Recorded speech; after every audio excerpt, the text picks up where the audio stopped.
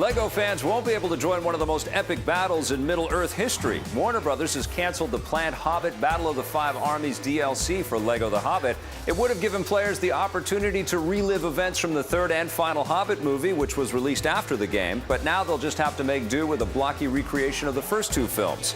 This leaves the story unfinished and is sure to come as a disappointment to many fans. If you're looking for some Lego love, the first gameplay footage from the next big game, Lego Jurassic World, has arrived. Although the title comes from the upcoming fourth Dino movie, the game will actually include events from all four Jurassic Park movies. It arrives this June, just in time for the release of Jurassic World in theaters.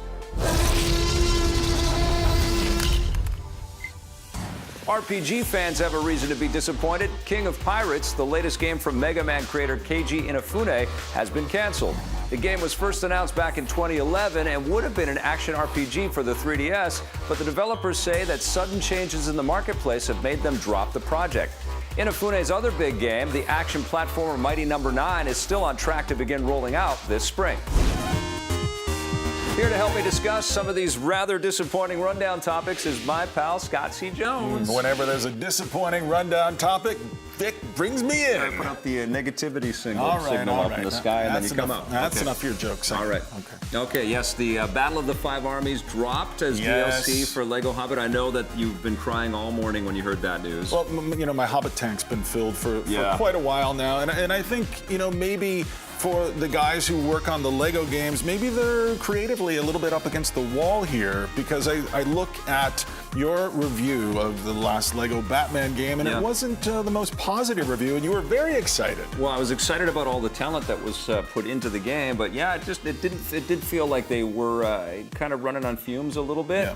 And I think with The Hobbit in particular, I don't think that it was that big of a success, that third film, in terms of you know, critical reception. Maybe it made all of its money back and everybody's happy that way, but it did feel like it was fatiguing to watch that film. In the rearview mirror, you look at the Lord of the Rings movies, and you look at the Lord of the Rings video games, including the Lego versions of the video games, and they felt too short, and now the Hobbit movies have just felt too long. It's gone on forever. It is exciting that they're making a Lego Jurassic Park. You got to admit that. Lego dinosaurs going to be fun. I saw a little bit of that when I was in San Francisco recently, and you'll hear all about it soon. All right. Well, the other big news is that Keiji Inafune, he's got Mighty No. 9 coming out. Yes. Phew, that's still coming. But his his action RPG called King of Pirates, that's been canceled, and he's citing market changes.